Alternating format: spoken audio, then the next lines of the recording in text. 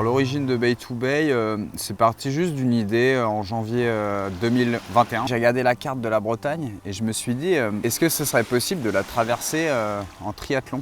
En partant de l'île des Évins, donc baie du Pouliguen, pour aller jusqu'au Mont-Saint-Michel. Donc je me suis dit, ce serait drôle de traverser la Bretagne juste avec ma propre énergie. Je suis un peu obsessionnel dans ce sens-là, mais j'ai toujours besoin que les choses aient un sens. On a commencé à créer une nouvelle histoire d'un bâton qu'on allait transporter, qu'on allait transmettre en symbole de lien humain, d'avoir un impact positif ou au moins le minimum d'impact négatif sur l'environnement. Toujours d'inspirer les gens dans des dynamiques positives. Beaucoup de gens ont des bonnes résolutions et moi, en bonne résolution, je me suis dit j'ai envie de vivre cette année avec intention et avec intensité. Une des choses que j'ai envie de faire, c'est d'être exemplaire. Je pense que la sortie de la zone de confort, c'est quelque chose qui nous permet d'évoluer. Par exemple, quand j'ai l'idée au début de l'année de faire le Bay to Bay, je sais qu'à l'heure où j'y pense, en janvier, j'en suis pas capable. Il va y avoir un cheminement intérieur sur tous les plans, que ce soit physique, émotionnel, psychologique, même spirituel. Il y a ce fameux mythe du voyage du héros qu'on retrouve dans la plupart des histoires. Et il y a toujours, dans ce voyage, il y a toujours un franchissement de seuil. Et c'est comme un point de non-retour. On sait que quand on s'engage dans cette porte, il va falloir avancer. Et à partir du moment où on s'engage, il faut continuer d'avancer, on n'a pas le choix. Quand un défi est énorme, ce qu'il faut faire, c'est le segmenter en petites tâches et en petites marches. Au début, quand je me visualisais aux Évins partir pour la traversée de la Bretagne, ça me faisait presque peur. Et donc, au lieu de visualiser ça, j'ai découpé la nage en petits challenges, en petites étapes. Un jour, j'ai passé le kilomètre. Et puis un jour, j'ai été à 3 et 4 kilomètres. Et ce qui nous faisait peur un jour nous fait plus peur le lendemain. Ce genre de défi est transférable à tout le monde et à tous les niveaux de la vie. L'idée, c'était qu'aussi les défis que je fasse, au-delà d'être des jeux et des dépassements de soi, ils aient aussi du sens. Par exemple, un des défis que j'ai fait, c'est d'aller courir avec les élèves du collège Saint-Jean-Baptiste pour une cause. Ça s'est très bien passé puisque grâce aux gens qui avaient été mes partenaires sur cette opération, en 45 minutes, j'ai rapporté 135 € pour une association Enfance Cancer Santé. Ce qui m'a vraiment surpris, c'était que j'y allais pour montrer l'exemple et le dépassement de soi. Et j'y ai trouvé une autre notion que je leur ai apportée, c'était de ne pas couper les plots. Et après, en m'arrêtant, je me suis dit, mais pourquoi j'ai dit ça? Et en fait, c'est une idée, une notion d'intégrité aussi. C'est-à-dire ne pas tricher, être intègre et faire les choses bien. À la base, j'ai une formation de préparateur physique, donc la préparation, c'est quelque chose qui me concerne beaucoup. Mais pour moi, aujourd'hui, la préparation, il est important qu'elle soit intégrée à ma vie, à mon style de vie. J'emmène mes enfants à l'école en vélo, tous les matins. Et quand on est dans les temps, qu'on est plus ou moins à l'heure, en plus on a une petite course contre le bus scolaire. Et ça c'est très sympa, c'est un jeu, ça plaît aux enfants, c'est intégré dans le style de vie, ça a du sens au niveau environnemental, ça montre un bon exemple et moi je prends beaucoup de plaisir à amener mes enfants à l'école en vélo. Donc ça c'est un type de préparation intégrée. Aller chercher des croissants sur le port de la Turballe, mais en nageant. C'est rigolo, c'est sympa, on s'est déplacé sans avoir un impact trop important. On mange un croissant sur le port, on rencontre des gens. C'est d'intégrer cette préparation à la vie de tous les jours. L'idée du symbole de cette aventure, c'était d'avoir un lien de transmission. Un jour, je suis arrivé sur une plage, je me promenais en vélo et j'ai vu un beau morceau de bois flotter. Ce que j'ai fait, c'est que je l'ai emmené à l'hôpital de Saint-Nazaire, au service pédiatrique. Et là, j'ai eu la chance de rencontrer une animatrice vraiment super, Malika, qui, via les animations qu'elle proposait au service pédiatrique, a proposé à des enfants de décorer ce bâton. Malika, une fois que le bâton a été décoré, m'a contacté pour me dire ça y est, le bâton est prêt.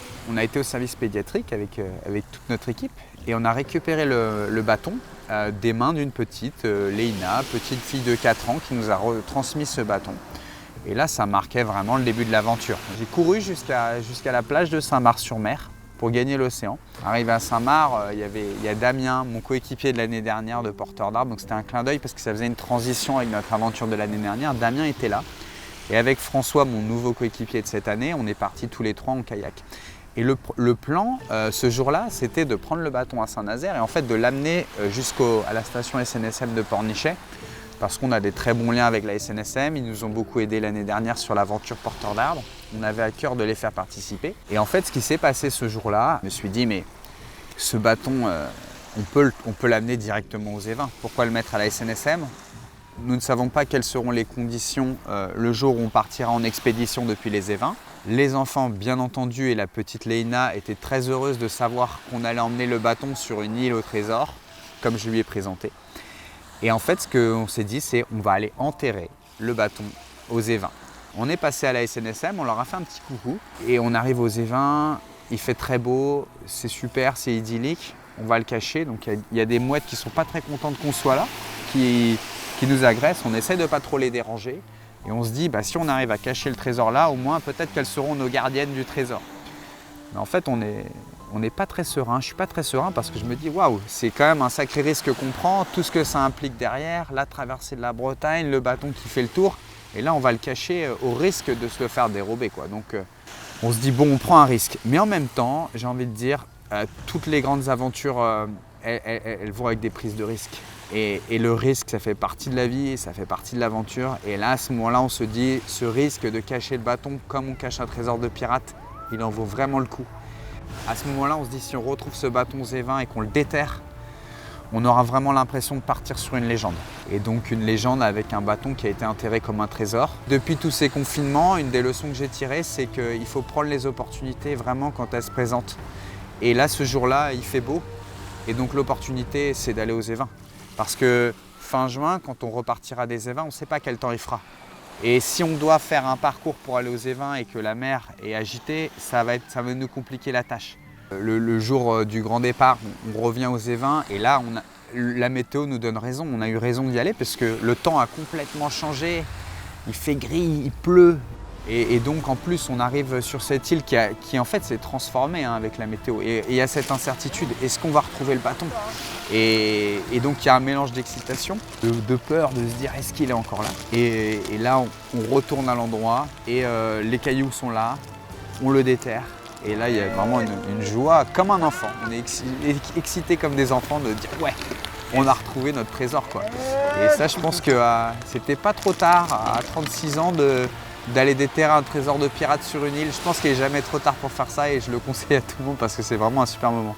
Au départ, avant de partir des Évins, je suis bien parce qu'en fait, toute la préparation en amont m'a permis d'arriver à ce moment et d'être prêt. Donc je me sens bien. Mais pour éviter d'être débordé par l'ampleur de la tâche, une fois que j'ai visualisé ça, je me recentre, je respire un grand coup, j'inspire et je me lance. Quelque chose qui dans mon imaginaire m'aurait fait très peur et me faisait très peur quelques mois avant, aujourd'hui me fait plus peur. C'est juste, je suis prêt, je suis entraîné pour ça. C'est ce que j'aime, c'est ce que je fais. Alors première étape, pour moi c'est un super gros défi. Parce que c'est une discipline avec laquelle je suis pas à l'aise. Ça fait quelques mois que je m'entraîne pour ça, avec François en kayak d'ailleurs. Et là, juste, c'est un défi dans le défi, quoi. C'est traverser cette baie sur 4 km. Les conditions sont pas trop mal, hein. On a un petit vent 3/4 arrière, on n'a pas beaucoup de houle. Donc je pars pas en me disant forcément je vais là-bas, je pars en me disant je vais dans l'eau et il y aura un mouvement après l'autre. C'est ça qui va m'amener là-bas.